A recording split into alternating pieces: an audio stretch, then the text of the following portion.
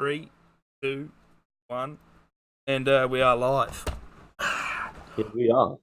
Yes, how are you, Nesty? I'm all right. I'm Th- all right. Thanks Had for a bit of a cold, but I'm getting there. yeah, thanks for coming along anyway to the Join Me podcast for this week. We're just to give a bit of a rundown because who are you and what do you usually do? Because I know you do streaming and podcasting and stuff. If you like to plug yourself at the start here. So my name's Netty, N3TSY. I do streaming of basically any game I feel like playing. Variety. I'm irrational like that. But I also do a podcast with two of my close friends, and that podcast is called Delete the Vodcast on YouTube. Awesome. That's good to hear. Well, so how's your week been anyway, man? It's been pretty good. It's been good, yeah. It's been my first week back to uni, but I haven't been there because I haven't been well. So I've just been taking this time, take it easy, kick back. Yeah. So I've had a pretty relaxed week, to be honest. It's been pretty good. That's good to hear. How about you? Yeah, it's been all right. I went and watched 1917 last night, and just not last. Oh, how is it? Tonight. People say it's like the best. It's okay. Yeah.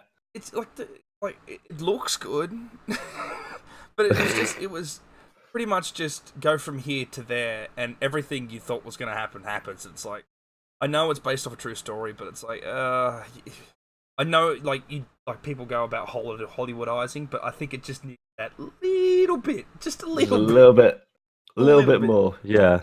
But and then we had double feature, so tonight I also watched The Gentleman as well, which was actually quite good. Which was, I've been meaning to watch that. That was actually quite good. It does take a bit to get. Actually, I will admit, quite good. Did you get a chance to watch the Irishman? Yeah, I watched that on Netflix. What did you think of that? I liked it, but I really liked it. But there was some things that made me chuckle a bit. Like if you watch the scene at the towards near the beginning of the movie where you see Robert De Niro's character kick the shit out of someone in the gutter, you can clearly tell he's that old, and when he's kicking into it, it's like there's no oomph in it. It's like, oh, yeah, man, like, man, you're old. You're old now. That just oh boy. I watched a video on how they de-aged them all. Yeah, so did I. Yeah, was it Corridor's video? No, I watched the one Netflix actually did.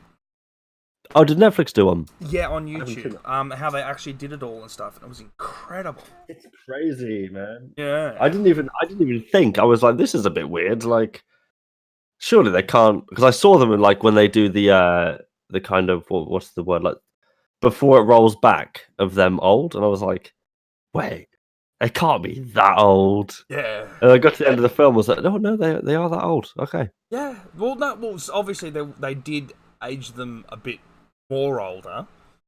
Yeah. But yeah. But when you do look at them as they are, it's like they're old, like. Yeah. The OGs. Yeah. Well, we'll move on to some of the stuff that's started this week. Well, actually, sort of come out today. Did you see the new Doom and Resident Evil trailer today? I haven't seen the new Doom trailer, actually. I was very excited for the new Doom because I was super into the soundtrack for the first one. That was made by Mick Gordon and his little series and how he made it. And me being a musician, that was super cool. Oh fuck it! It's just Doom, man. Like even the original, the original were just fucking fire. Yeah, for sure. Straight fire. And it's just same as this one. And I still listen to the new Doom soundtrack today. It's just badass. Like I showed it to my dad. And my dad just my dad was the first person who got me into. Like he couldn't play Doom if it was life fucking depended on it, right? Just couldn't. He couldn't even get past the first level, right? But he loved Doom. And the thing was that I showed him the music stuff, and he's like, "There's no words to it. It's just metal beating." And I'm like, yeah. And imagine listening to that while you're kicking demons' ass. It's fucking awesome. It's a perfect combination. But my dad, by no means, is a video game player whatsoever. But it was still fucking great. But I remember vividly my mum blamed my dad for so long for getting me into video games when Yeah. because he was one that pushed to get me my first ever console, N64, and he was the one that got me into Doom. What my mum doesn't realize is the game that actually got me into video games 100% was Age of Empires, and my mother was a huge Age of Empires fan, and she was the one that got me into it. But yeah, I think my first console was an N64 actually. Yeah. Or was it an NES? One of the two. And my first proper console actually. Yeah. But yeah. The new Doom looks absolutely thick. Like you can tell that they are still using the same engine, which I'm a little disappointed with that they haven't upgraded it in any form. But it does still look really. I'm very. Yeah, I am looking forward to it. I did play the one prior, and I did very much enjoy it. Oh, so did I. Like, even though the story, there wasn't much story. Yeah. Well, there was, but the thing was is that it was very simplified. It was very like straightforward, and it was just it mainly put gameplay. Yeah, and that's what it needed. I think if they took Doom and made this very cinematic experience, there'd be a lot of like, oh, well, it wouldn't be as memorable of a game. What it looks like watching this trailer is instead of, like you say, making a new engine and doing all that, they've added some more kind of fundamentals to it and different mechanics to it. But which I like. But surprisingly, I love the story to it. It was actually fucking interesting.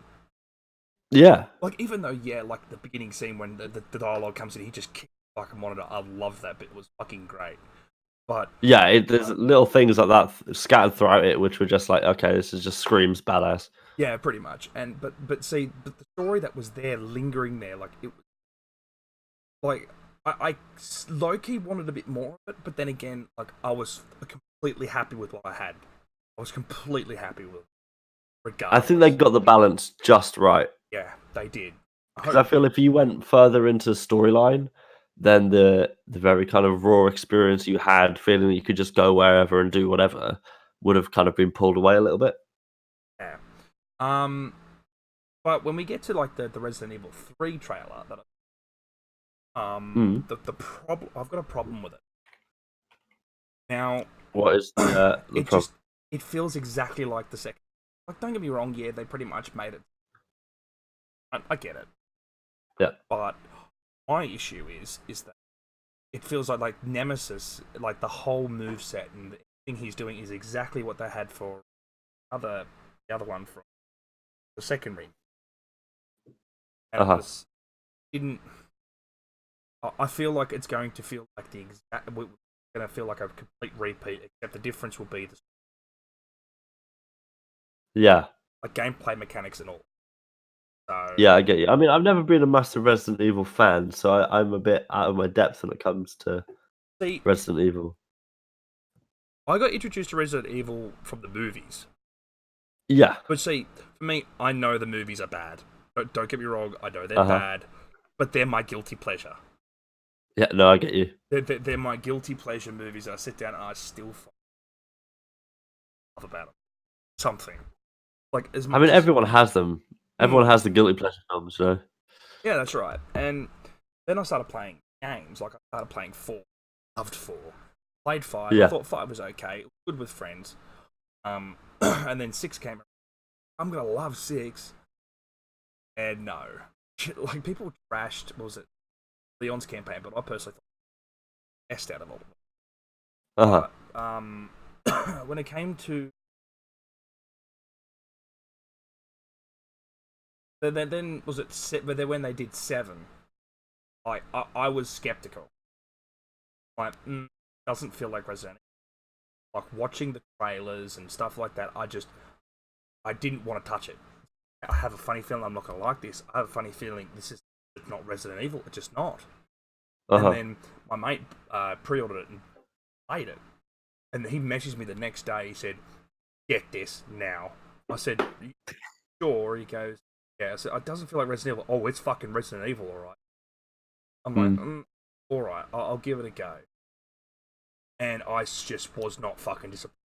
I'm like, yep, that was a Resident Evil game, and I loved every minute of it.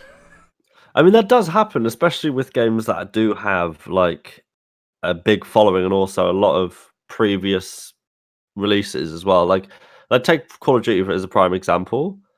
I mean, I'm not even going to begin to count how many of them there are, but every new release, fundamentally, same game. But apart from there's always recently. people.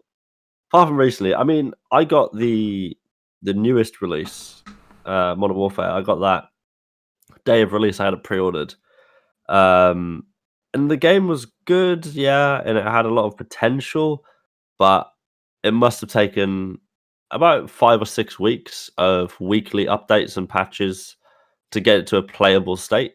Yeah.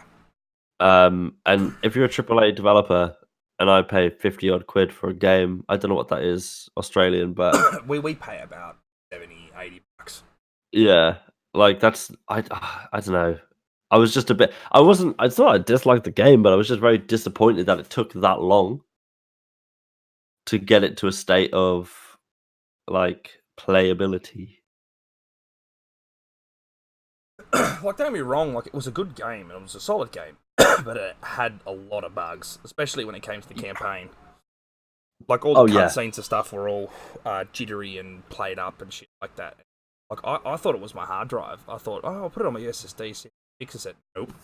Yeah, nope.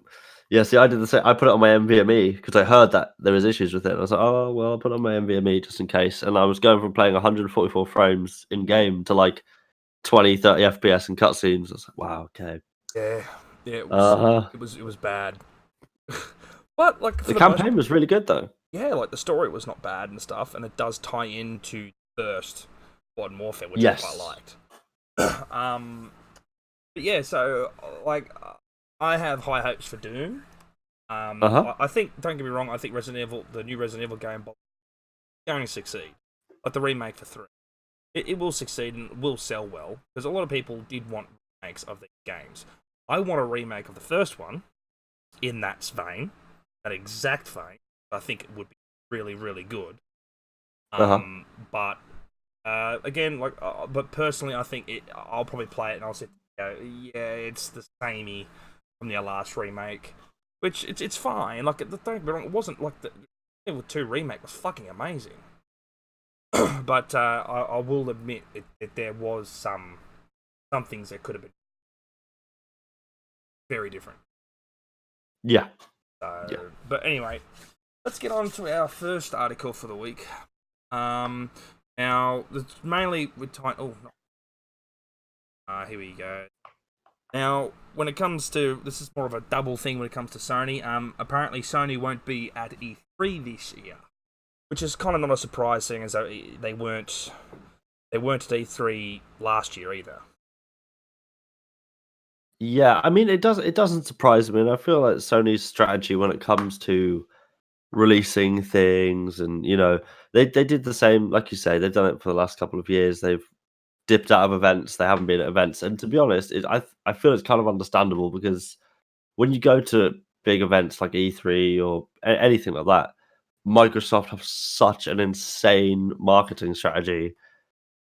Grander scheme of things, Sony's sinking a bunch of money into that to compete when it might not directly, follow on in sales afterwards. I think they just take the time out, do what they need to do, and then they release when they release. And then also when they release something, it doesn't get sucked into the E3 hype pool, know?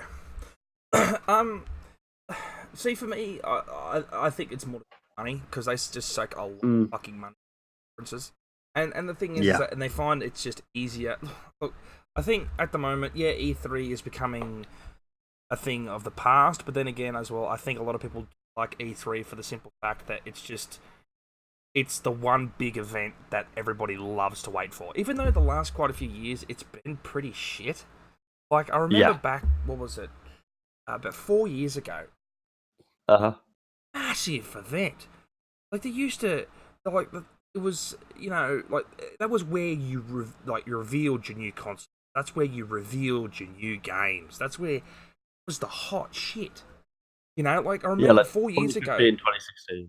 Yeah, like 2015, I remember vividly. There was at least 30 games announced that were AAA titles Yeah. that were going to come out for the next year. And it was just like, oh, look at this. Amazing. And they had trailers, they had all. Blew your mind. Now, though, it's just. No, and it's difficult because, like, obviously, like you say, it used to be this really big. Everyone, like, even if you weren't necessarily like deep into the kind of online space or the consumer market of gaming and stuff, even if you were just a casual player, everyone got involved and everyone was looking forward to what was coming out. Everyone was looking forward to new releases, new consoles, new everything. Whereas now, I feel like it's kind of shrunken down, so there isn't as much momentum behind it anymore. No. And I think that also plays into why Sony don't bother going. You know, Yeah, they have their market.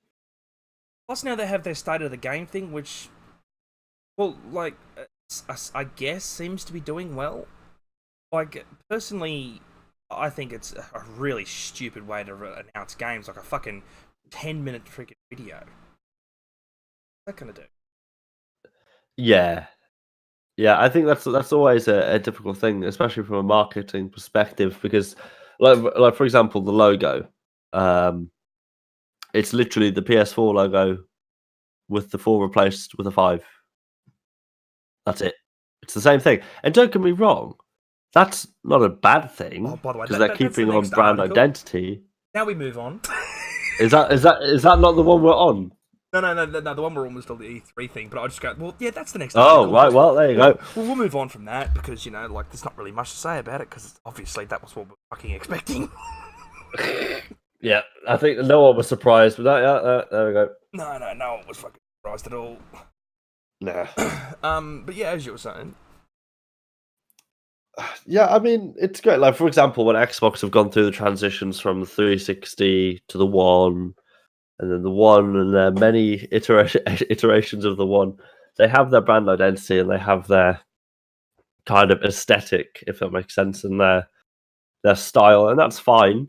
I just feel like with the PS5, there was a lot of like, this is going to be new, it's going to be different, and it's the same. Yeah. Which, yet again, it's Sony, so no one's surprised because they've used the same font for the past like 15 years. So. But it works. It's amazing. It works. It works for them. So let them do their thing. That's exactly Good right. on you, Sony, for being original. Staying original. Staying original. But yeah, but the problem is, right? Like their state of play. Like I remember when they first announced their state of play. I reckon they're like, this is their big. They made it out like it was going to be this big conference, right? Yeah, this is what it is. This is what their state of play is. This is their own turn. I'm like, oh, okay, so their own version. Yeah, like EA Play, right? But like obviously not a conference. This is what Devolver Digital did with this E3, but they just did a video, like an hour-long video of like showing off everything that they're releasing, and then they end it.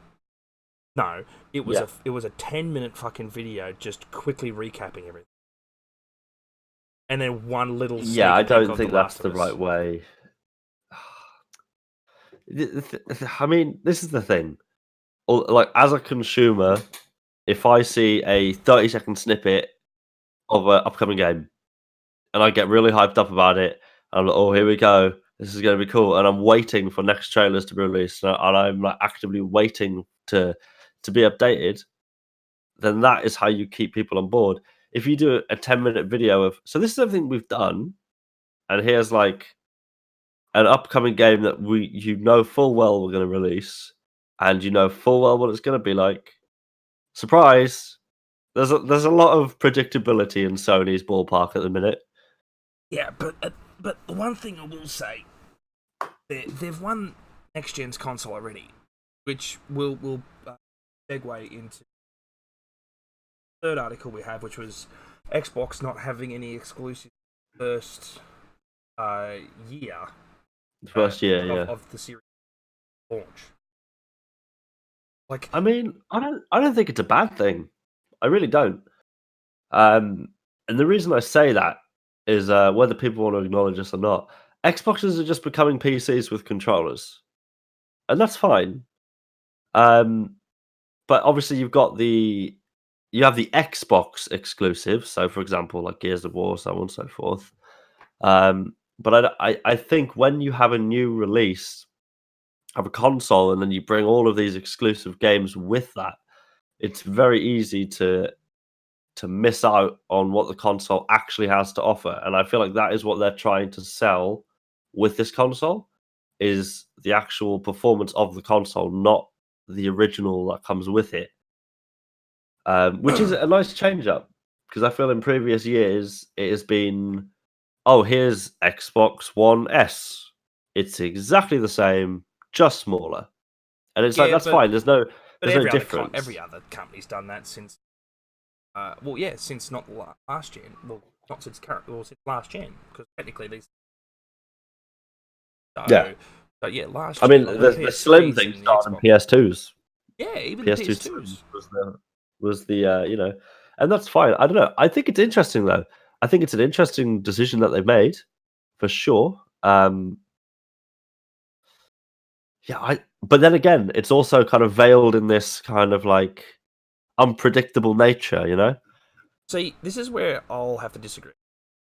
Because how I see it, right, you look at, because they're doing the same, they're going to be doing the same format as same deal, right? Yeah.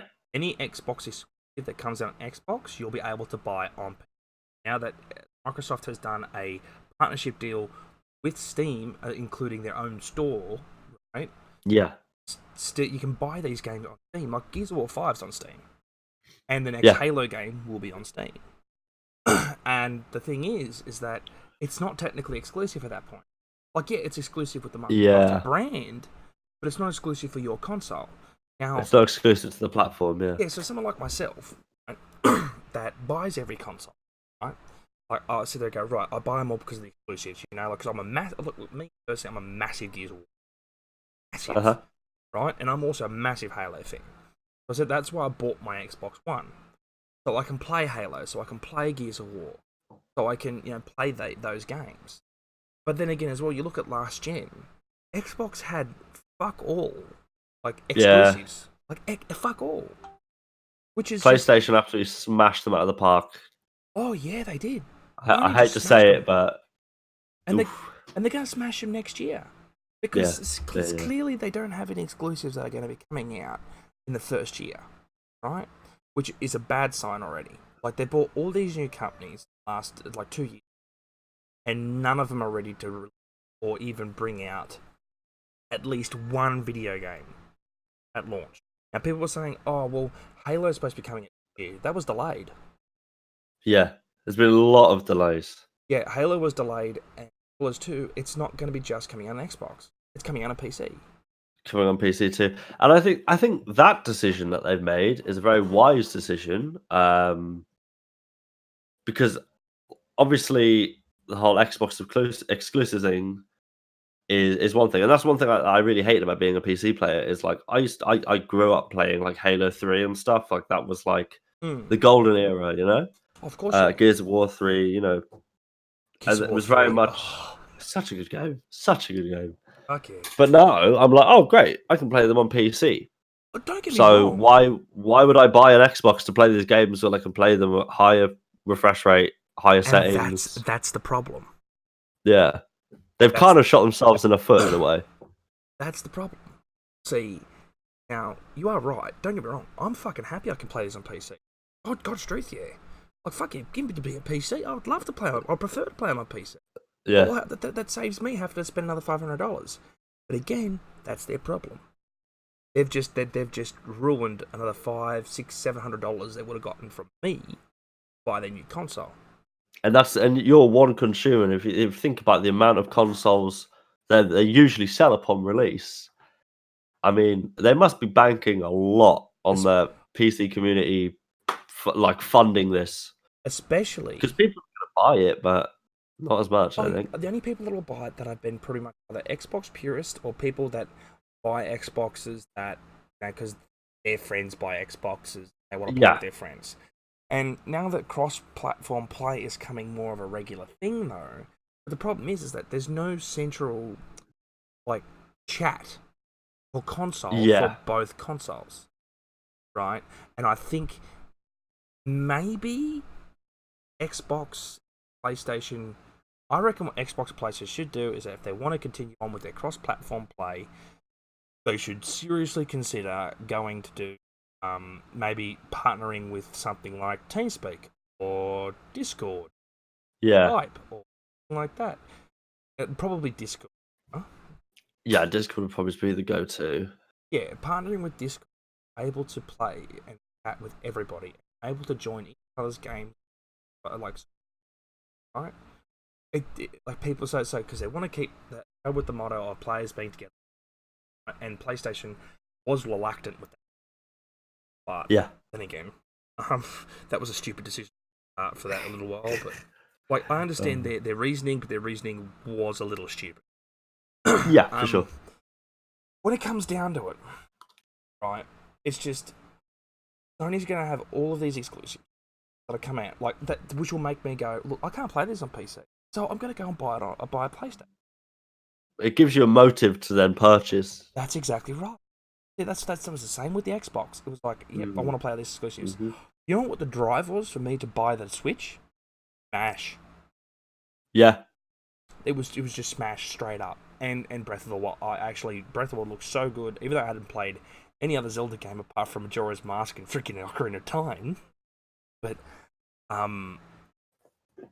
seriously, like, Smash was the main reason why I wanted it. Like, fuck it, I don't care how much the console is, I want Smash.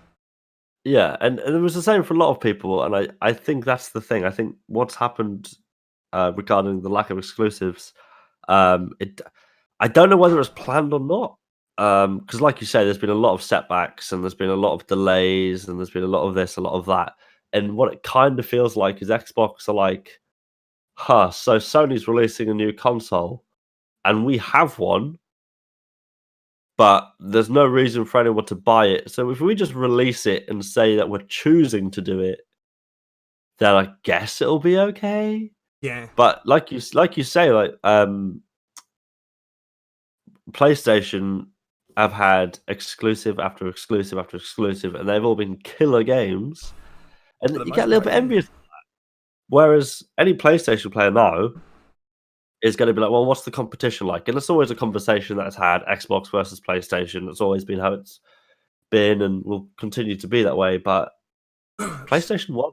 See, last generation Xbox, only for the simple fact that online game, like when it came to Xbox Live and stuff like that, was very simple to use.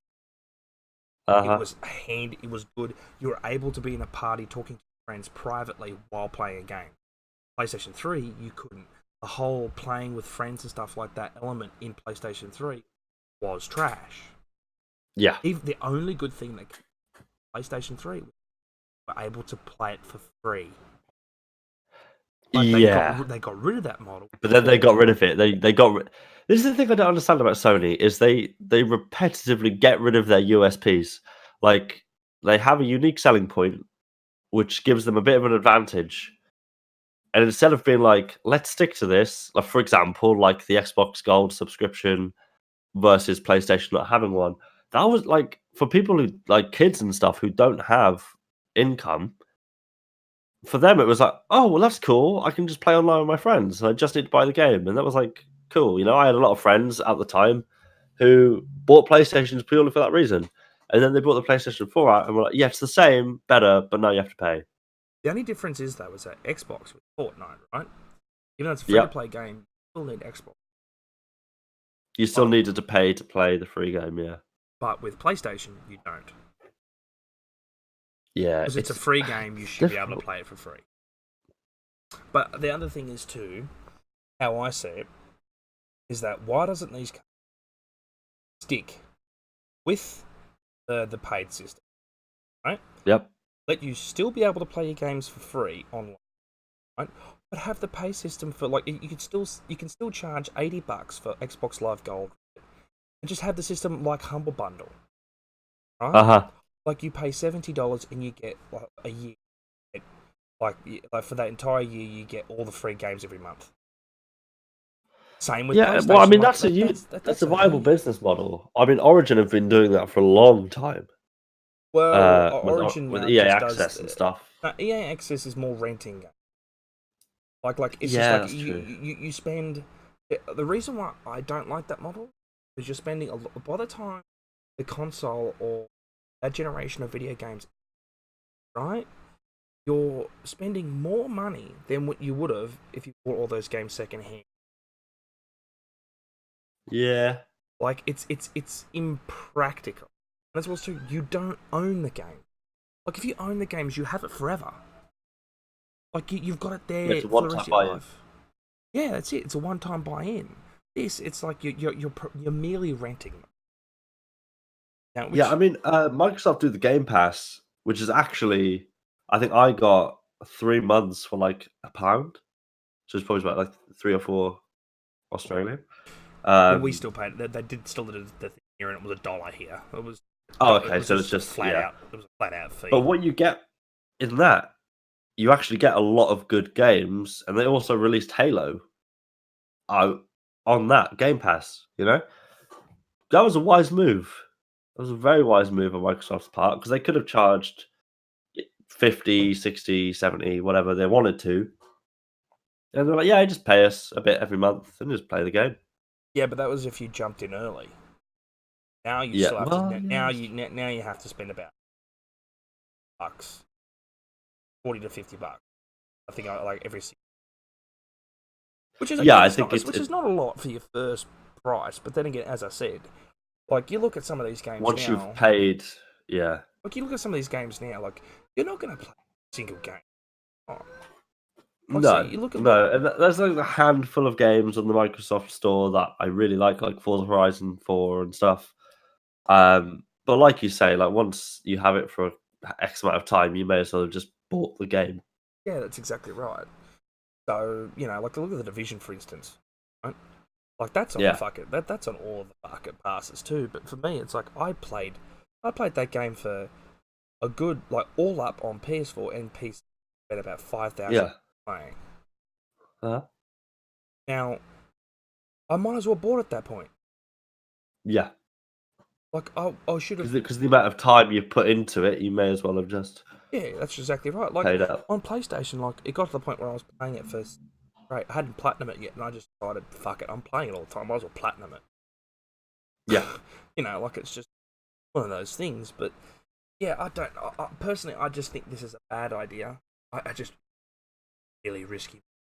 Like, and you are right. They probably are going to be backing off the PC. Fair enough, but again, as I said, an extra $500 out of my wallet that would have gone to Microsoft directly will now go to PC parts that are from other companies that aren't affiliated with Microsoft. Yeah. To put in to upgrade my PC so I can play those games. Now that is a bad business model. I'm interested to see the route that they take. I'm really interested to see, because I don't feel like they are going to blindside themselves this much, but it seems like that's the case. Like obviously I'm not a Microsoft exec, so I can't be like, well, this is the roadmap for the next 3 years. Don't get me wrong. I have hopes for Xbox at this generation. Like, it's going to have a rocky start like it did last time. I do have hopes, and the reason for that is because they have bought a lot of really big heavy hitter companies. Yeah. Like Ninja Theory, for fuck's sake.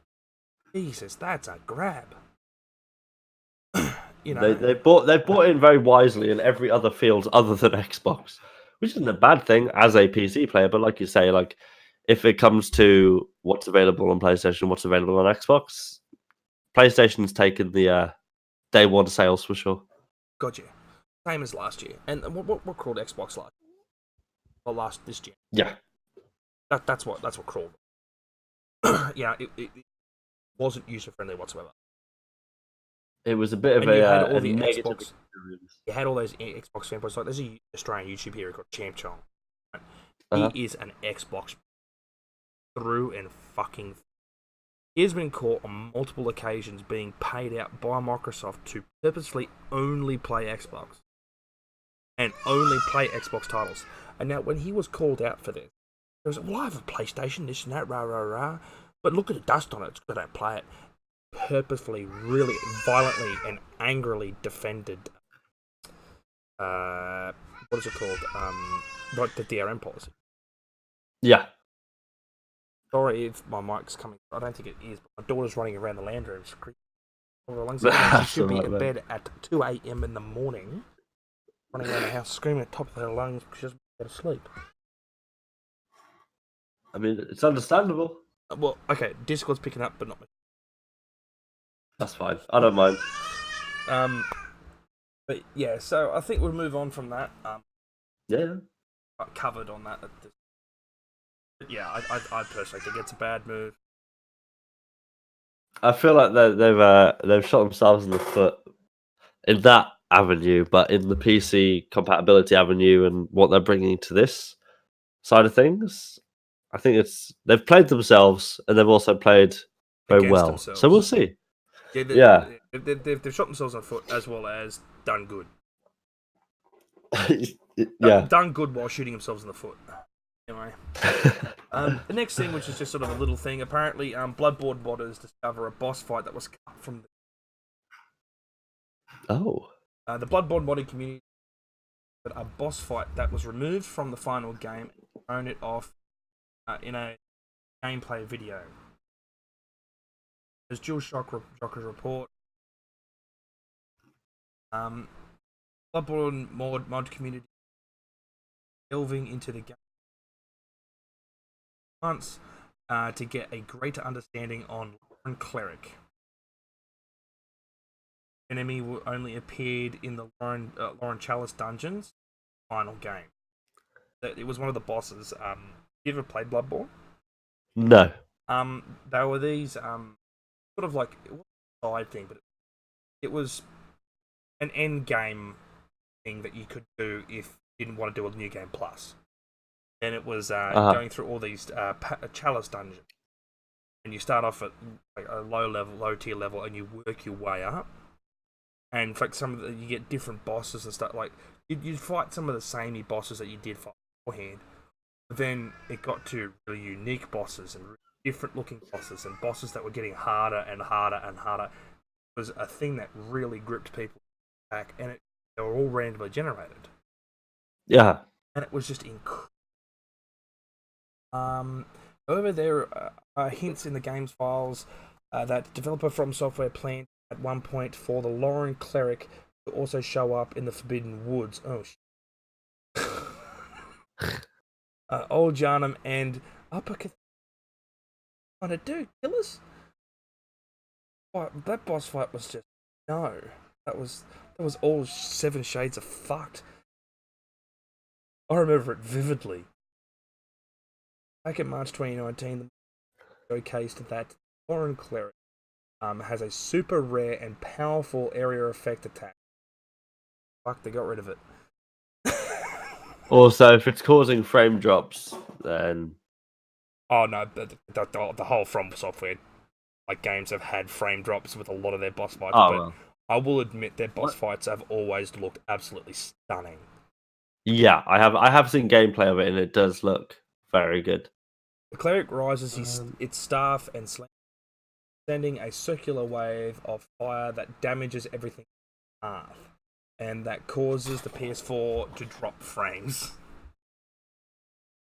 Okay, so I guess that I guess the frame drop was that bad to the point we can't do this. They should be playing a spinner on this pitch. Yeah, so which I guess thing. I guess it was a smart choice. But then again, as well, I would have, in some ways, as much as would have fucked lost the fight, I think it would have been. I think it would have been nice to have. It would have been nice to have, yeah. But maybe they might be able to bring it in. I don't bring in a small little patch DLC or something like that for free. No, it's been released kind of thing, or been exposed rather. Well, no, what I'm meaning is that actually released in a patch. Yeah. Like now you got the PS Pro now, like run it. Should be able to handle it. Yeah, so it's like, oh well, if you own a PS4 Pro, if you enable your PS4 Pro settings, recognize you have a PS4 Pro, it'll activate the enemy and the boss. Like, you know, I'm a huge Souls fan and Bloodborne fan. Yeah, I love the series. Like especially 3, incredible. But Bloodborne was always the game that stuck with. I loved the universe. I loved the story, and I desperately want a sequel. But the game director turned around and said, "No, I don't like doing sequels. And what's the point doing a sequel? The story ended up fine. I'm like, we want more. We just give us more." That is always such a painful thing It's when like- you like. It's like give us that taste. Just give us. It's like at one point was some guy in an interview a while ago turned around and actually screamed at the other end of the room and said, "I'd suck your dick if you'd fucking make Bloodborne 2." And Yeah, that's happened a lot. Like, response was no. just no, less of that. Prime example is Skate 4. Like Skate 3 was such an amazing game and still is. And so many people were like, please give us Skate 4, please, DICE. And it got to like 10 years passing and they were like, just to clarify, no. Yeah, I know. Wow, really? Howdy to you, Vendetta. We are at the moment talking about Bloodborne actually having the modders sort of discovering a new boss fight. Which, yeah, it's one of those games that Bloodborne desperately needs something else. Yeah, I mean, it doesn't need to be a sequel. Like, even just bring out some story-based DLC. Well, we already have a story-based DLC, wrapped everything up, and made it just such a fulfilling, proper ending for Bloodborne. Tell Nesty I say I love you, lol. Hi, Vendetta. What's up? Thank you, Vendetta, for the follow. I should have turned off my for my alerts. Great. Yes, thank you for the follow, Vendetta. It's greatly appreciated. Thank you for your support and welcome to the war effort. Like I like to say for my Twitch channel. But the boys. Well, I call it the war effort. That's what's my crew. My crew, they're my war effort. I see. Fighting the scrubs and the noobs. Fighting the scrubs. But yeah, Bloodborne modders. Look, I'm happy, but I'm happy with what I got. But as well as just, I just wanted something like even or a prequel because there's room for even a prequel. I just don't touch it. That's like It's never a good business model to have. Like if you start to develop a cult following for a game, release another one. It's gonna sell. Yeah. Pain in the ass. Yeah, anyway, for sure. One controversial topic that we want to probably will spark a little bit. That pretty much Escape from Tarkov. Much not wanting. Yeah, this is an interesting one. I don't see the controversy. Yeah, see, that's why I stand with it. I'm like, what's the? Because so the way this article's written is written in a way of like it doesn't really point out the one issue. It seems like more of a misunderstanding than anything. And even if it is just base value, they don't want to do that. They don't need to do that. It's like political, mate. Yeah. They're not putting female models in the game. They're just like pigs, like white male. Yeah, the male elite. Can we move on from that? I don't feel like not including that is enough to warrant controversy anymore. You know? I just think it's like for example, I can see why what was said. So there's a part of the article where there's some quotes for of an interview of an employee of Battlestate Games, which was back 3 years and I ago, think mind you. Yeah, this is like way back when. So I think the quote that people are taking this controversy from is the question is, did you consider having female characters playable? And the response is, we considered that, but came to the conclusion that women are not allowed to be in the war. Right? But no. They got to understand too. Based in Russia. Yeah. Where that is not the case. Well, well, it is the case, I should say. Where women aren't a part of it. 9 times out of 90% of 90 number of Russia are male. Yeah. So it's like yes, they have the American faction in there, fair enough, but again, who cares? And as well as too, in a lot of ways too, like you look at PUBG for instance, right? Which we'll talk about later on. Like people pick the female model because it has a smaller hitbox. See, now, it's the same in Call of Duty as well. Yeah, and that's going to be the main reason why a lot of people are going to pick the female model because, of course, they'll try and fit to this, like a female model. And Ranger, like that, well, it's just generic. It's a generic. Yeah. That looks exactly the same no matter what faction you pick. And the thing is that even female Tarkov streamers that play this game for a living, turn around and say that they don't see a problem. Yeah, but I don't feel like there is actually a problem, but obviously there's been a big kind of uprising in EFT lately with a lot of the kind of top tier streamers and content creators playing it again, and it started to get a bit more of a push. Don't get me wrong, but I feel like I'm fucking loving it because I have yet to get the game. I want to get it, but I haven't got it yet. I'll suggest you do. I'm definitely looking forward to it. It's a very steep learning. Yeah. Take that into account. Very steep learning. Get past it. Like a lot of people say, it takes you about a wipe, and they're not wrong. It takes you about a wipe. After that wipe, after you learn, you start doing things yourself, and you start doing it right. Like you know what you're doing. You know how the guns. Pretty simple. I just feel like this article has literally been brought up for cancel culture. That's all it is. There's a game that's doing well, and they want to pull more traffic to a website. So pick something which is big and controversy. But the funny thing is, I'm surprised fucking someone like Anita Sarkeesian hasn't fucking thrown her bloody. Oh yeah. I think it is what it is. I just don't see why it has to be such a big thing, Fucking thing is now. It's like we can't have a video game that's just a video game. Like I had an argument with a guy I went to school with Facebook, right? He's getting right into politics on the left side. And when I mean the left side, I mean very fucking far left side. Anyway, and he turned around and I said about. Look, I made a post when people were going on about how Joker was about fucking Trumpian fucking fan. Same as like Rambo.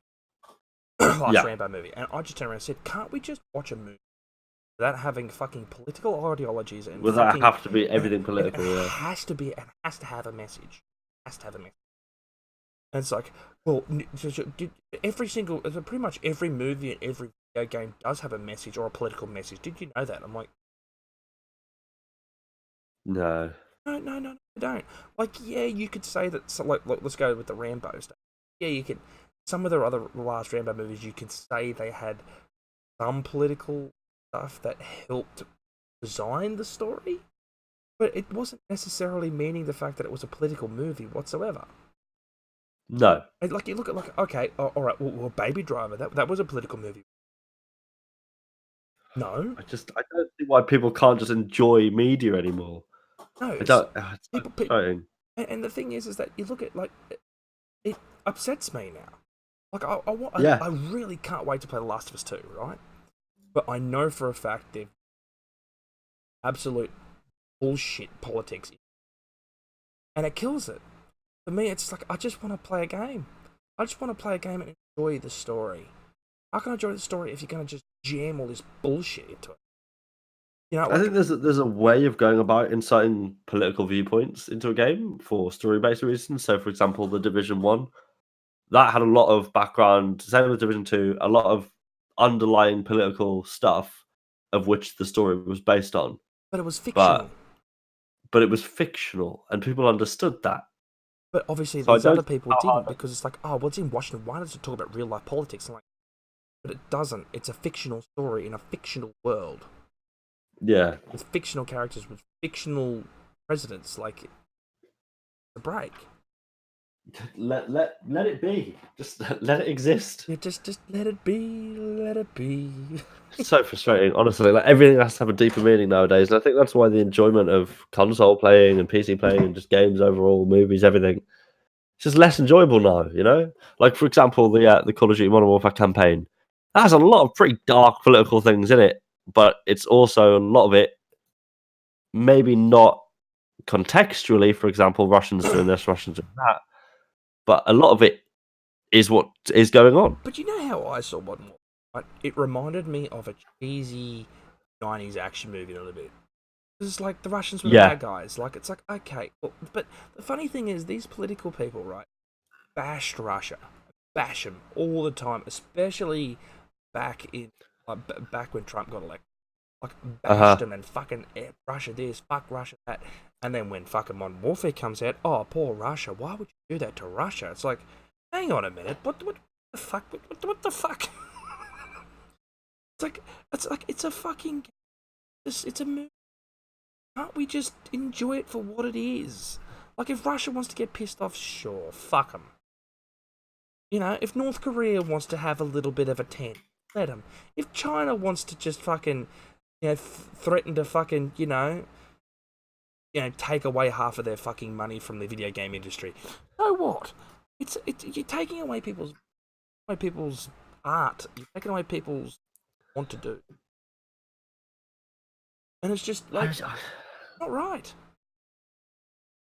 No, I just feel like everything gets way too deep, way too quickly, and it takes away of the experience from just the casual players. You know, you can find a hypothetical political reasoning behind basically anything if you go on about it long enough. Like, look at, like, let's just say, like, music. Like, don't get me wrong, yes, music for a long, very political, right? I get it. I understand that. When you got something like Eminem, that pretty much every second fucking song is "fuck Trump," it's like, it gets tiring. Yeah, it's like okay. At this point, I'm sitting there thinking, right, you guys have got your point across. You don't like Trump. You don't like Trump. You like, yes, you're pro-feminist. You don't like people that are anti-feminist. Whatever the fuck in that political perspective. But can we move on? can we just do something else now? It's like, can we, watch a show without having, like, fuck Trump or white men are bad and this fucking death of it. It's just like, I just want to watch a show. I want to watch a movie without actually having to think or know the underlying reasons behind why they've force-fed some of these characters or some of these specific actors, whatever, right? And like my brother said to me tonight at the movies, he's like, God, racist in you. Like, what's the point, Christopher, when you look at some of the movies and stuff like that, when you see the actual, like, political message jammed in your face? And so how could you not see that? I think that's the thing. When you're switched onto it and you know that it happens, it's very easy to pick up on. And for people who don't think about it, like I wish I could be in a place where I didn't have to think about it. You know, I wish I could just sit down and watch a movie and not have to be like, well, can they say that? Can they not say that? Yeah. Like, I hate that. That's the same as, like, like my Twitter stuff. Like, yeah, my mates do it and say some pretty heinous, like jokes and shit like that. And Yeah. it's like, I can't say that on my Twitch. Banned. Yeah. Like, as much as I think they're funny, even though I don't obviously agree with it. But for me, like, it's a joke in the end, right? Yeah, I think it's very much a snowflake culture in a lot of the internet world at the minute, and it's frustrating. It really is. It's No. It's ruining good stories, like Mm-hmm. Joker, and you watch Joker and you see all of the like all the backlash on the stuff like that, and you go and actually watch the movie. You sit down and enjoy it because it doesn't have these elements in it. Yeah. It's just a good story that's done by a really good director. It's just good writing, and they didn't throw any of that shit into it. They wanted to go by any that people with mental don't get the treatment that they need, and I'm okay with that message because that is actually very It's not factually exactly true. a negative message, is it? But it's actually factually. Yeah, for sure. You know, like, it's just, sort of, oh, fuck Trump, and this, that's like, oh, okay, alright, like, yeah, alright. There's something that we can actually do something about, or here's an actual issue that people can get behind, but there's not enough controversy in that, so it doesn't pick up momentum. Yeah, that's it, and, like, I'll play them, fuck off. Like, who cares? Nobody cares. Like, if Especially they none of released the a patch that added female player models, I wouldn't be like, well, it's about time. You know, I'm not waiting for it. Anyone who gets Tarkov isn't like, well, I wish there was female players, but it's literally something to point them out on. Yeah. That's it. Yeah. You know? No, I completely even in every other Call of Duty, prior to there being female player models, I wasn't like, well, you know, what this really needs. It's like, no, because you're playing a game. It's not the real world. It doesn't need to follow the political, like, you know, I don't get it. I really don't get it. No, neither do I. Because the community didn't ask for that. No. It's not the community asking for that. It's people like CCN who are like, well, we can get some internet traffic by bringing this up, because it was 3 years ago. It's very similar actually to, I don't know if you remember Kevin Hart presenting the Oscars. Yeah. And that whole thing, very similar to that. Like, people are allowed to have their own opinion, their own viewpoint, and their own beliefs, but you can't have open expression culture. Which I think he still actually believes in, but he had to backpedal because he didn't want. Yeah, he didn't do it because he didn't apologize. I don't think. Have you watched the documentary on Netflix? No, I actually have it on watch list. I have to watch it. It's very good. It gives a lot of insight, but I don't think that he apologized because he wanted to. No. Because at the end of the day, when he made those tweets, it was a very different political climate than what it is today. Yeah. You know? Like, for example, Call of Duty 2. The Call of Duty Modern Warfare 2. Some of the shit that got said in those lobbies, some of the names, like, you couldn't have that now, you know? No. Whereas back then, if someone calls me gay in a lobby from the other side of the world, I don't get upset about it. No, we'll just call the bully hunters. Yeah. It's just like, God wasn't that a shit show? I don't know. It's an interesting one, but I just feel like this whole article is basically like pulling at straws. Like, for the caption under the first picture, Escape from Tarkov has 0 female characters because they can't handle the stress of the environment, a developer has claimed. That's not what he claimed. You've just reworded it, because the quote they're taking it off is, but these days women are in the military is the question. I can agree with you, and we discussed it for a very long time, but came to the conclusion that women can't handle that amount of stress. There's only place for hardened men in this place.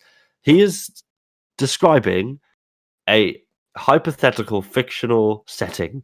He's not describing the real world. He doesn't run life. He just is part of a development team. And it was a 3-year-old statement. And it was a 3-year-old statement from one person. And it even says later on in the article, regarding the 3-year-old article with points about women in EFT, The answers were done by one, not a key BSG employee, which probably were misinterpreted, and as a result didn't reflect the official position of the company. We always respected women in wars and military women. Oh, okay. So he's obviously got that last part wrong because he actually is a BSG developer. He still is. Yeah, because there's a follow-up comment, which was the employee was reprimanded and properly instructed. We are sorry for any caused confusion. What it sounds like, right? And not to bring this into it, but is Battlestate a Russian dev team? Yes. Yeah. Like, not to be that guy, but if this guy's English wasn't like spot on, they're going to use that as a way of twisting what he's saying, you know? Yeah. Because what he could have said is, this whole game is built around like hardened veterans of war and scavengers in a post-apocalyptic wasteland, for which a male character suits the context of the game. Is basically what he's saying. Yeah. But it seems like the interviewer is like done it in a bit of a weird way, because his first question is there going to be character customization escape from Tarkov? The point of Tarkov isn't that you are customizing a character.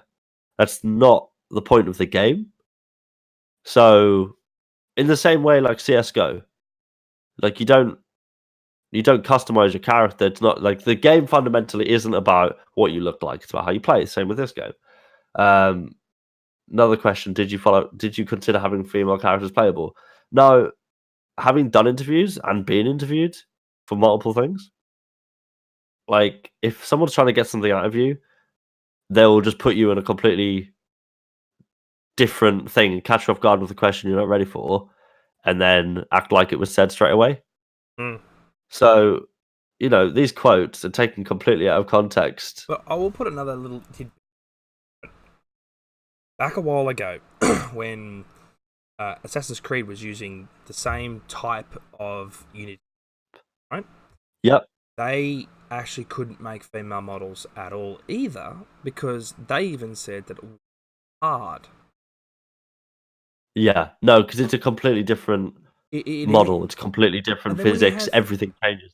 And then when you've got some female feminist freaking games developer apparently says, "Oh no, it's easy. It's not that hard at all." I'm like, yeah. Then when you have everybody else that's a game developer, like everybody else that comes crashing down on you and tells you, "No, you're a fucking idiot," then you're lying through your teeth.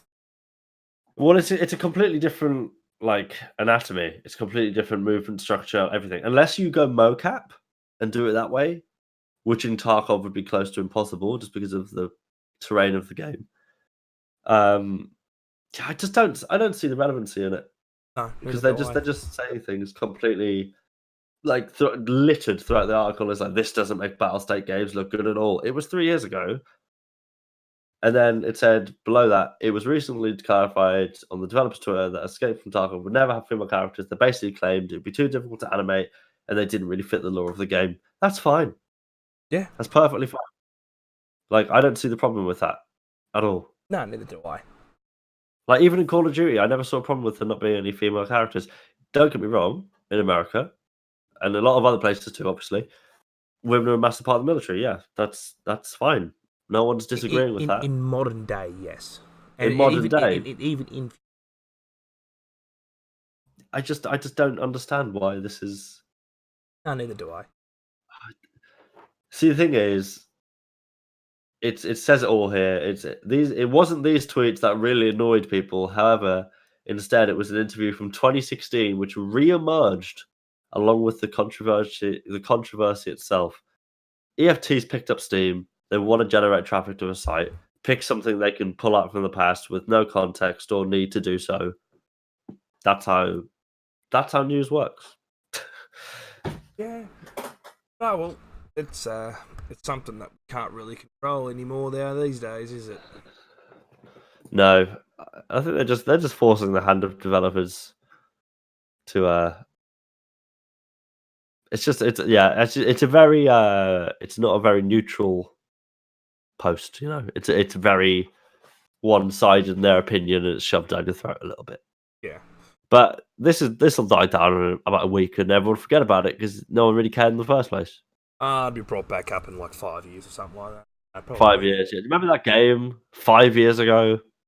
Yeah, saying and do it. No, sorry, 5 years would be 8 years ago when they said that horrible thing. Remember 5 years ago when we all talked about.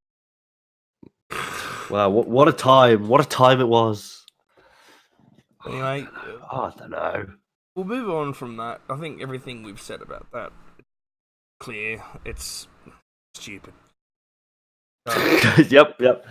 It's pretty fucking stupid. Leave the past in the past. Moving on. Call of Duty is gunfight mode's getting trios. That has also gone live today.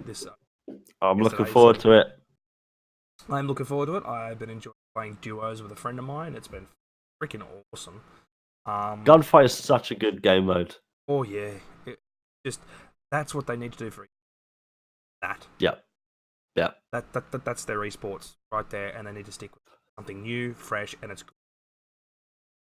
very quick, very fast paced. Yeah, and maybe if you can make the rounds maybe. So like at least you've got a bit more watch time. But then again, like for the most part, it's a fucking solid game mode, and it especially for future editions. Yeah, for sure. I really like it.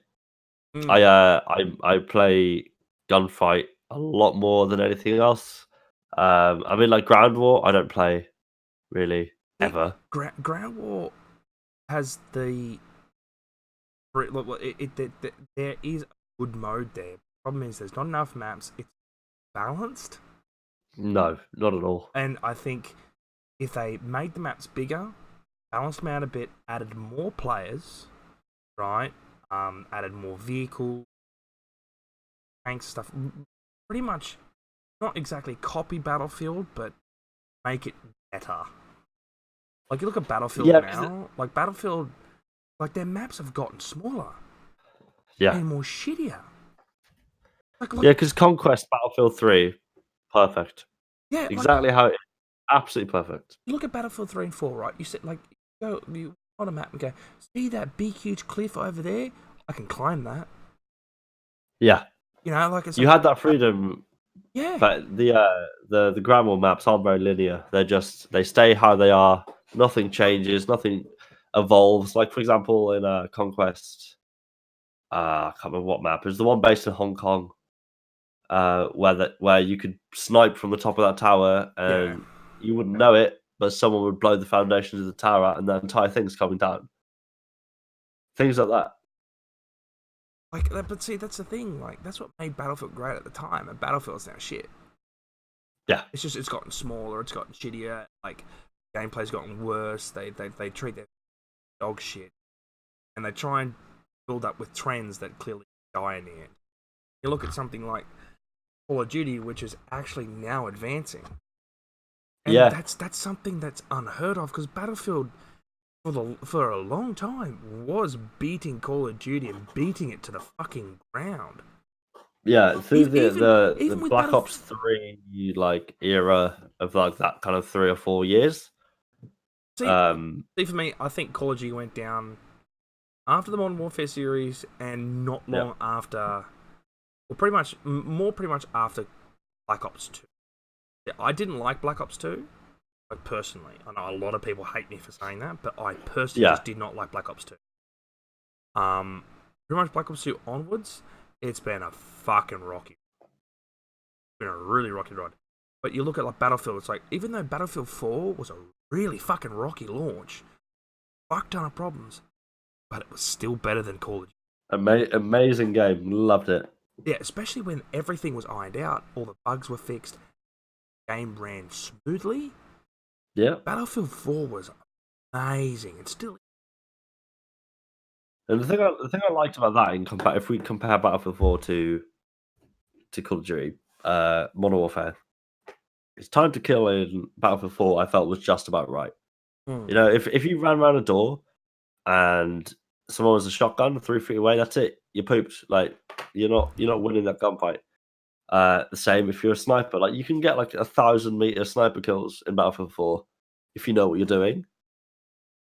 and it rewarded the high skilled players, but it also made it viable for lower skilled players. Now, in the new Call of Duty, like I saw a video maybe last week. It was shortly after Shipment was released, of a guy getting 680 kills on Shipment by getting back-to-back juggernauts and sitting in a corner and just holding the trigger down constantly for about 10 minutes.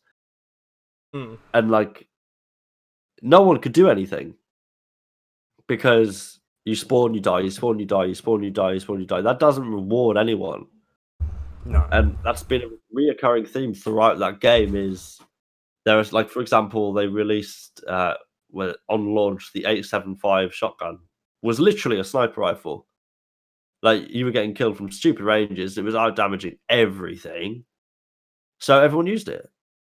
So there was I didn't feel like there was enough of a skill gap to reward the higher skilled players. That's the same as like Battlefield 5 now. Like, everyone uses SIG. Yeah. Everybody. The only good gun on the game. But like at least Battlefield 1, like, yeah, the maps were a lot smaller, but at least Battlefield 1 was decent. Like, but the thing that pissed me off with Battlefield 1 was that they reused a fuck ton of assets from Battlefront. That was Battlefront. They used so many, and it was so obvious, like, how, like, players would run with a blaster, like a single just pistol blast, running around, the same, exact same model, exact same running animation, everything, and it's like, that's bad. I don't like that. That's bad. This is not a George Lucas film. This is World War One. Let's just calm it down a little bit. Yeah, and then Battlefield 5 was just absolutely bad. It just was not. Yeah. It was. And the thing is that it just got worse. The maps got smaller. With the hot, like, the player fucking cap, which is like, why? Like, as soon as you spawn again, you die. It just got to the point where it was just like Battlefield 5 is just not even worth. Yeah, and that's kind of how I felt about Call of Duty, the new one, for a while. Actually, is I played it like pretty religiously upon launch. Like, I streamed it like every day basically, and it just got to the point where you're getting killed by campers. No one's moving, no one's doing anything because you are a lot better off. And the map design, literally, and the devs have said this, the map design, they said, caters to multiple styles of play. What that means is you can sit in a corner and get top of the leaderboard, and that's fine. And instead of it, like in like the old Call of Duty days, like if you were a camper and like everyone got a little bit heated about it because it was like, that's just not skillful. Like, you're not trying here. And whereas now, it's what everyone does because it works. Yeah. So I've just been a bit like, well, like, I'm the type of person in any FPS game I play. Like, when I play CS, I'm very much I don't know if you're familiar with CS, but I use the AWP a lot. So. I'm very much familiar.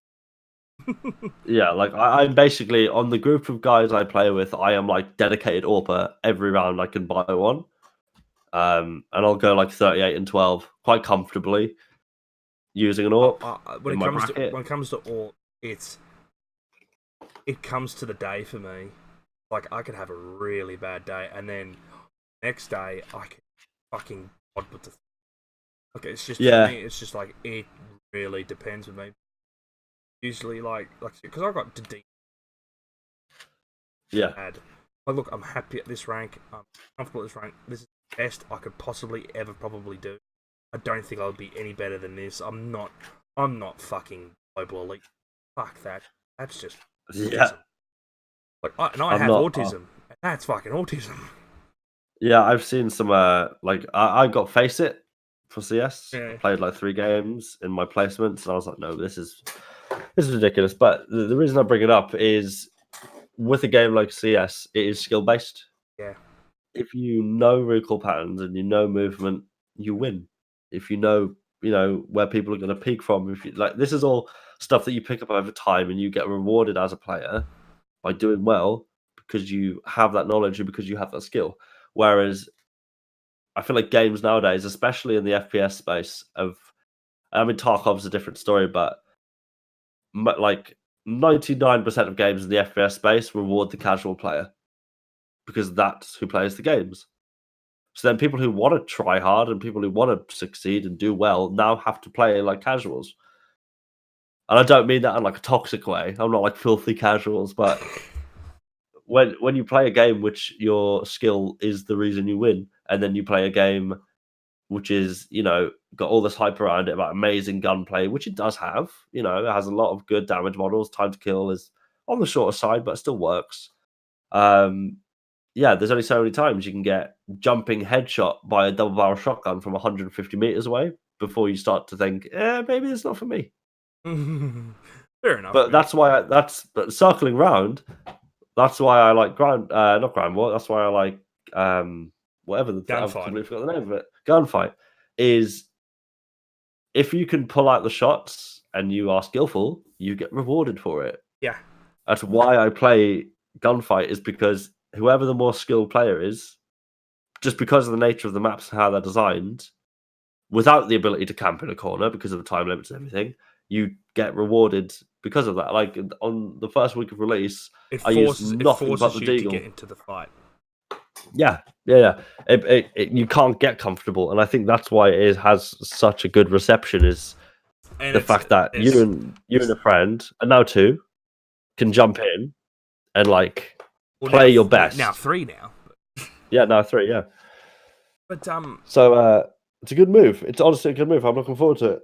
See, for me, it's also more tactical. Yeah. But, for sure. Like if you have like grenades, anything. Yeah. Like you have to play to your equipment. Yeah, you do. We'll move on to the next article. Apparently, Marvel's Avengers, the video game, has been played. Personally, I'm not really hyped for this video game whatsoever. I think this game actually looks like hot garbage. But it looks like a cheap MMO. Yeah, like a lot of people go, "Oh, look at the graphics. How good this It looks like MMOs looked in 2008. That's what it looks like. It looks so bad. I'm sitting looking at it like, how do you think that looks good? That doesn't look good. That looks shit. Like little things. So like the first picture, in this article of them all stood together, like just little things, right? Like, yeah, okay, you want to have a visual style, great, that's fine. Like, do that, whatever. But just look at Black Widow's hair. Yeah. She looks like she's bald wearing a wig. Yeah. That's the only way I can describe it. It doesn't look like that's her hair. It's like, we'll just take a character customization engine and make it real. Like, look at Thor. Like, what? He's wearing a rug. Yeah. It's just confusing. It confuses me because it just looks like a cheap MMO. Yeah, it doesn't look good. It just doesn't. Like the way I look at it, if this wasn't a Marvel game, would people look forward to it? No. That's the way I look at it. Yeah. It doesn't look that polished, like graphics wise. Like little things, right? For example, Thor is flying whilst holding the strap of his hammer. He doesn't do that. So, little things like that to me, I'm a little bit like. Even look at Thor's hair in that image. Look at the bottom part. Like, it looks all muddled up and it looks all fucked. Like, don't be wrong, yes, they're still in development stage, but that's it. And also, they've taken the screenshots from cinematics and they've shown like maybe a handful. There's like 100+ images in this gallery, and they've shown maybe a handful of actual gameplay images, and they're all covered in motion blur. I want you to notice something. Look at the photo with all four of them there, and look at Thor. Look at the top two chest piece, right? You see how one of them's just completely white? Let me find that image. Where is it? Okay, I was forgetting. Is this the opening shot? Yeah, like where it shows the five of them. Uh-huh. Did you see it? Yep. You see how it's completely white? Uh-huh. Now go to the image with him and Tony Stark while they're flying. Not the one where he's holding the strap while they're just sort of just flying there, like just. Oh yeah. What the fuck? Look at his chest piece there. Like, what the fuck? See, this is the thing, right? Like, and obviously I'm not a game developer, so take this with a pinch of salt. But it seems like what they've tried to do is they've used as much cutscene or cinematic stuff as possible, and then like if as like someone who's done like video editing and Photoshop and like even like media and stuff in college, like this is stuff I look at. Light doesn't work in the way that these guys are making it work. It just doesn't. Like, for example, the way it's lit is like they're surrounded in studio lighting in the first picture, right? So you've got reflections on the right side of everybody, right? That would dictate that's where lighting's coming from. And then Black Widow decided to just stand out and have the entire left side of her face lit up. Yeah. And also be bald. It's so stupid. Then again, like, look, like, okay, they can iron these out because it's still early in development. Okay, I get it. Fair enough. And that's probably why they've delayed it. I get it. But I'm glad they delayed it. I think they've needed to. But then again as well, it's not going to be much different. No. Look at the image of just the Hulk. It's like if you just go backwards until you see it. Yeah, it's him crouching down. He looks like he's made of plasticine. He looks doughy. Yeah, you're not wrong. I don't know. I just feel like, and obviously I don't know this because I haven't played it, but it just seems like this game is very much a piggyback off of the franchise more than it is like a good game. Yeah. But yeah, who knows? It looks like a free-to-play MMO. This is what it looks like. It looks like APB Reloaded has superheroes. Yeah. Oh no, well, not as bad as APB, but yeah, I agree. But I mean, maybe this is early development pictures that they've taken, but I just don't like the fact Black Widow looks bald. Yeah, it's something that is continuously sticking out to me. Yeah, look, I hope it goes well. I hope a lot of the stuff that we like obviously have noticed right now does get fixed and makes it look better. But honestly, I don't have a lot of faith. I think the game's gonna bomb, and it's gonna bomb hard. I feel like it's gonna tank. And the only people that are gonna like it are Marvel fans. That's it.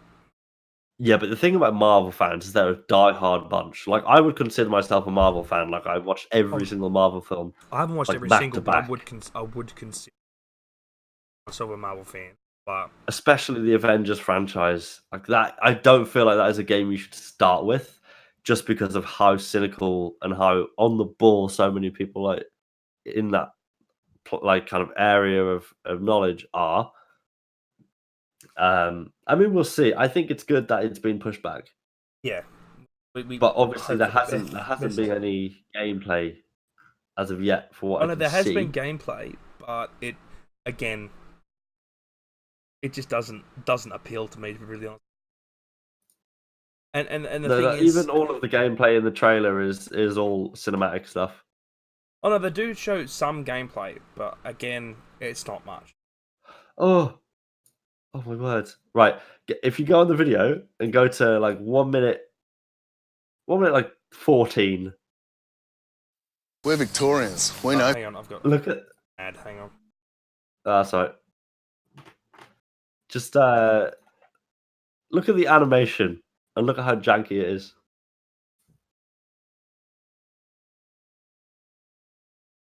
Another ad, love it. Okay, a minute 14. Marvel's Avengers about a minute 14. Maybe just go to a minute 13 just in case. But Kamala plays an essential role as the catalyst to reassemble the team with her unique perspective and incredible powers. Yeah. Only together can the Avengers overcome the dangers of this new world. Then again, as well, I kind of get that she's like an elastic a decommissioned helicarrier, which gets upgraded throughout the story. But it's how she lands on that rock and then gets catapulted into the middle of the rock, and then a cinematic thing happens. You know, and everything's just shrouded in motion blur. Motion blur is usually used as a quick way of fixing, covering up imperfections. Pretty much. Yeah. I mean, it has potential if they execute it right. Definitely. Yeah. I don't know. We'll see. It's definitely a we'll see for me. But, yeah, that's my perspective. Is like, oh, she looks so bald. Oh. Let's move on so you don't get too stuck on the bald head. That inventory system is literally Destiny 2. Yeah.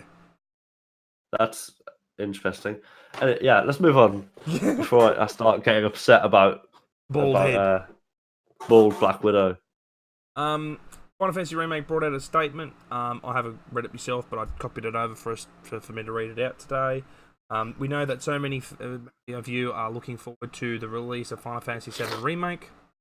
I've been waiting patiently to experience what we have been working on in order to ensure we deliver a game that is aligned with our vision and the quality that our fans who have been waiting for deserve. We have decided to move the release date to April 10th, 2020. So they've delayed it again. We are making this tough decision in order to give ourselves a few extra weeks to apply final polish to the game and to deliver you with the best possible experience. I, on behalf of the whole team, want to apologize to everyone, as I know this means waiting for the game just a little bit longer. Thank you for your patience and continues. Again, look, take as much fucking time as you need. Yeah. Because it looks fucking incredible as it is. And that's the thing about remakes as well, is I think they're trying not to fall into the trap of let's make a remake and then it absolutely tank because it isn't as good as people wanted to. Because what tends to happen when you talk about remakes, the same thing happened with the COD 4 remake that came out with some other Call of Duty, can't remember. Is people, the nostalgia starts to overtake the actual game. But I think it's good. I think it's good that they're delaying it to make it perfect because they want it to be perfect, and people who care about it, are more than happy to wait. Yeah, of course. At least it's an actual explanation, is instead of we're just pushing it back. Yeah, and the other thing is the one thing I like is that, which is the major difference, is that they're using Final Fantasy's combat, like 15's combat system, instead of the original style. And I'm like, yes, please. I think Final Fantasy 7 would be fucking amazing with that combat. I think it'd be absolutely just awesome, especially with the tank battle. Like in the early missions, like fuck, it'd be insane. If it ain't broke, don't fix it. That's exactly right. It's like if it works, it works. If people want it, then. And the thing is, like, fans is like, even though like they're not going with the complete like the original style fighting system, all the fans are happy with it. They're like, yep, we're fine with this. It worked with. It worked with Kingdom Hearts. Then when you decided to cross it over with Final Fantasy 15, it worked with that too. So we are not complaining whatsoever. No, for sure. But like that was just a sort of quick little throw in. And the last and final article for the week is PUBG's new map, Karaken, and they're likely replacing, and they pretty much have gotten rid of Vikendi to work on. Now, my question is, right, they fucked over Oceanic so fucking hard as it is, right? I'm going to go on a bit of a tangent and a rant here. Go for it. So bear with me. Blue balls, you, as what Dr. Disrespect would like to call you, you are a bunch of fucking idiots, right?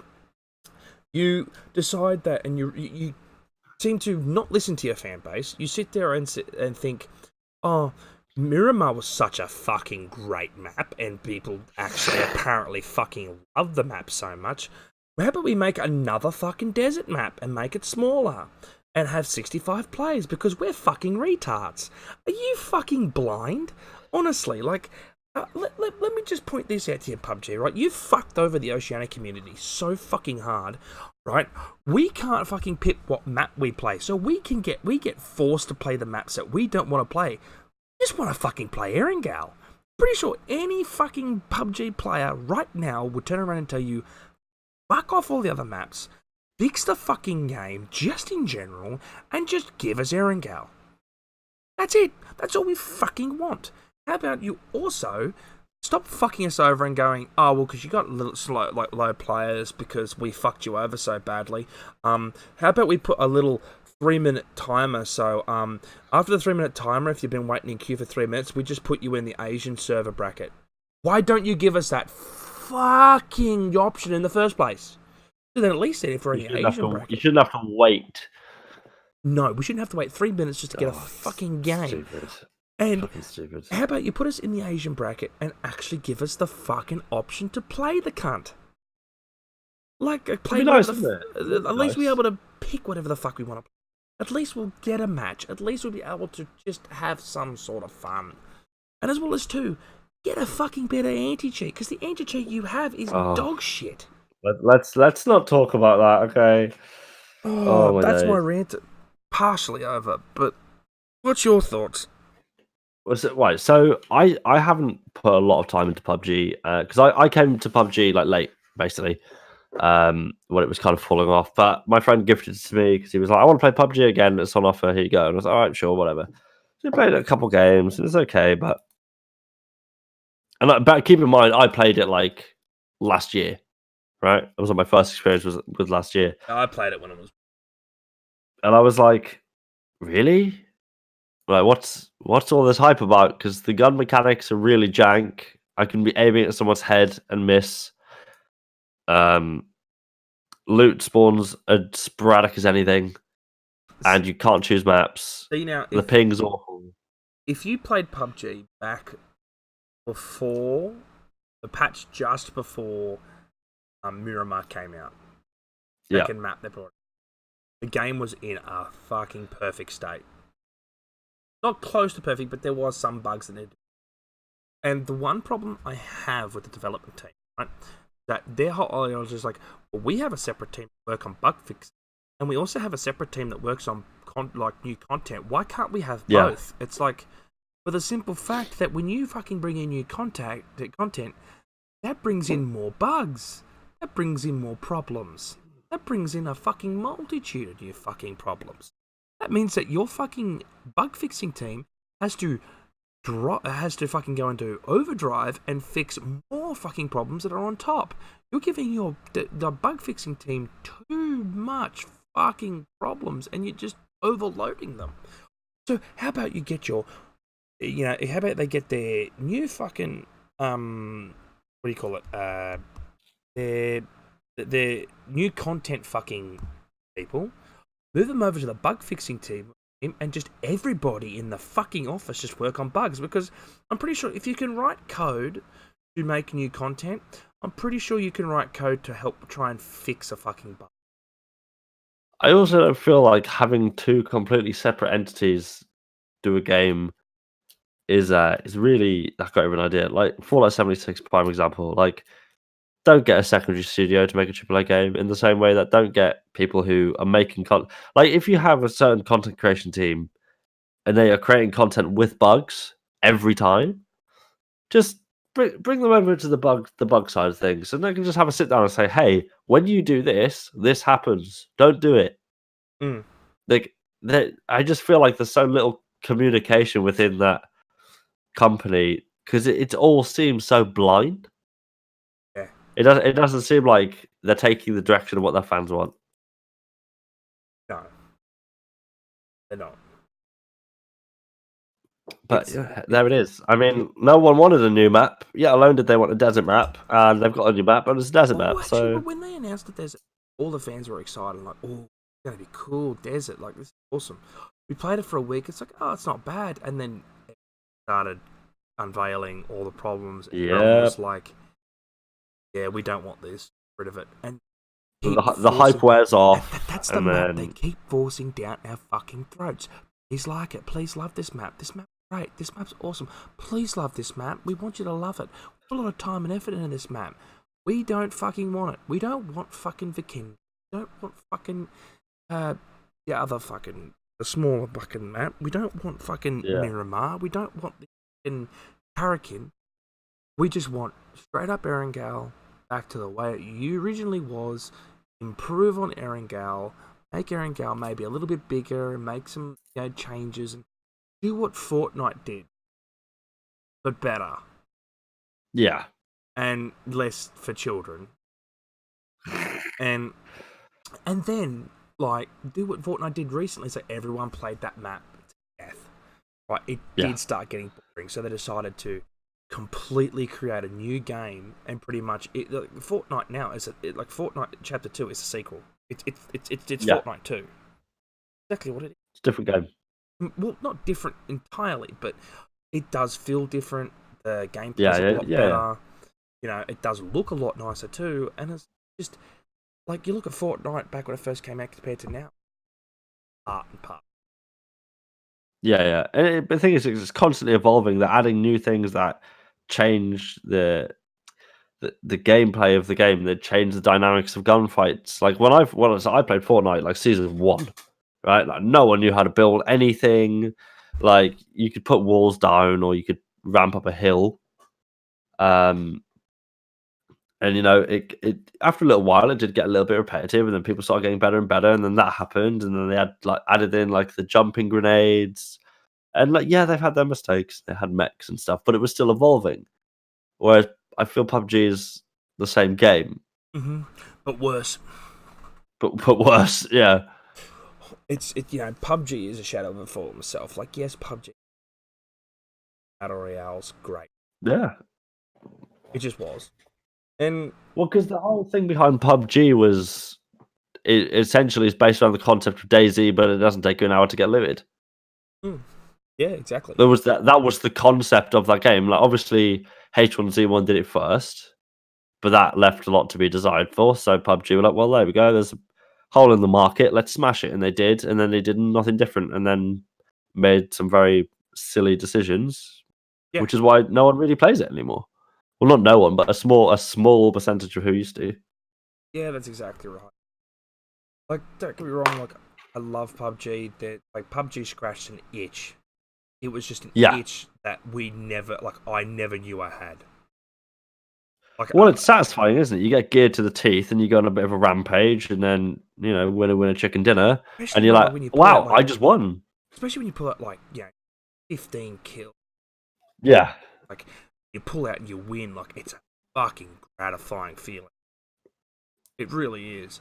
And the thing is, Fortnite now, one big problem is there's too many bots in the game now. Yeah. Which it's supposed to help out and help out players that aren't that good, but then again as well, it's good for kids, but it's not because it makes them feel like that they're doing well.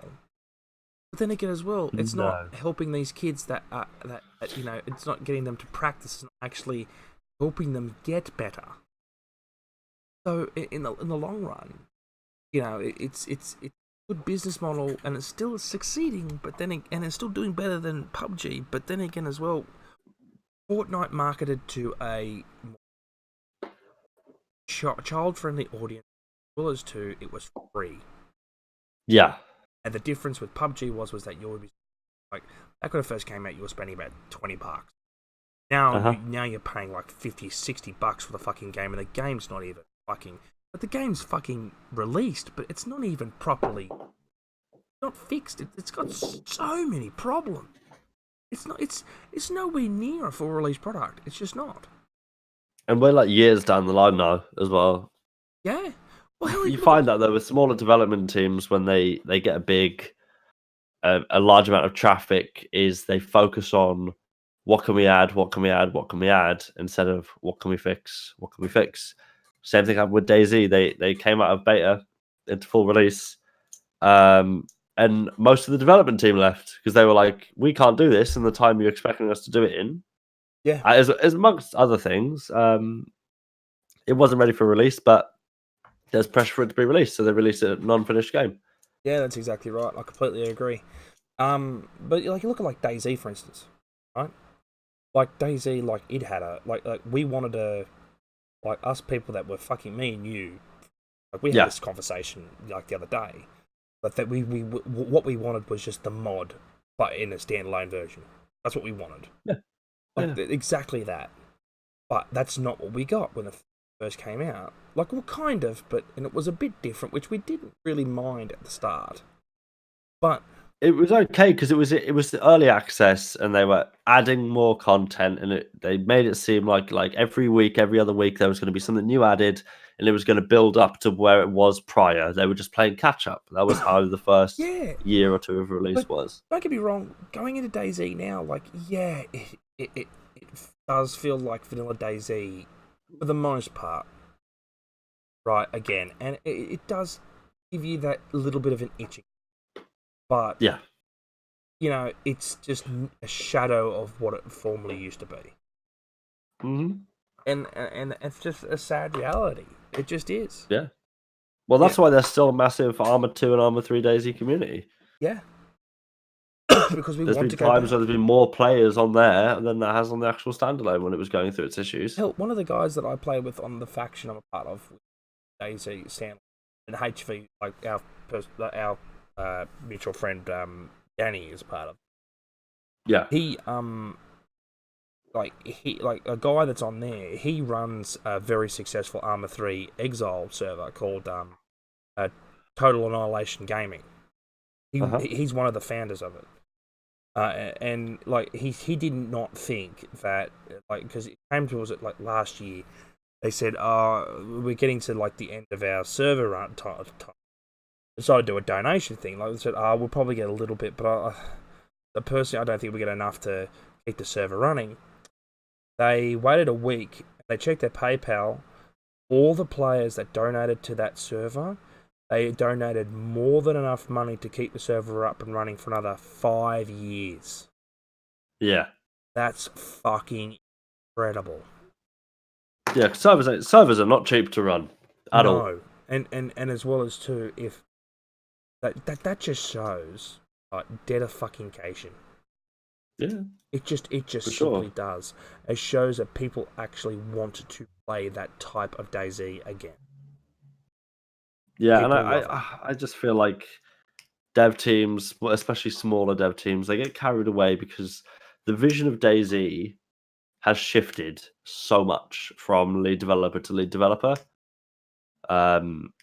There's some parts of the dev team, like the senior dev team, that wanted it to be the most hardcore survival game ever. Yeah. And then there was other people who were like, no, it needs to be like the mod. And then it was in a weird place up until 0.63, and then it was like, wow, this new engine, this new engine, it's good. And then it didn't really go anywhere. They released a new map you had to pay for, which is shit. It's just grass everywhere. I don't know. It's difficult, but there's a bit of a limbo in a lot of games like that as well. But there is only one DayZ. Every other clone of DayZ has tanked incredibly hard, like Scum, for example. That's a dead game now, really. Even though obviously it had a pretty decent concept. Yeah, there was a lot of good stuff there, but it always got compared to DayZ, and no matter what you compare DayZ to, DayZ wins, even with all of its problems, just because of the pure dedication of the fan base. That's exactly right. And that's really much it for us this week. Thanks for coming to be my co-host for tonight, Nesty. I hope you enjoyed yourself, and I hope you'll be more welcome to come back in the future. Or yeah, for sure, more than happy to. If you'd like to, for people that probably came in podcast halfway through it or coming towards near the end, if you'd like to plug yourself, you'd be more than welcome to again. Okay, so I stream on Twitch. I do DayZ, CSGO, basically whatever I'm feeling at the moment. I also do music stuff too. It's at twitch.tv/N3TSY, and it's the same on Twitter too. Yep. No worries. Thank you very much. This has been a really, really awesome podcast today. It is 3:26 a.m. in the morning, and I've just loved every freaking minute of it. Thank you. Get yourself to bed, mate. I will be shortly. Yes, thank you for coming on, and I'll see you. Yeah, no worries, mate. See you everyone next week. Take it easy, everyone.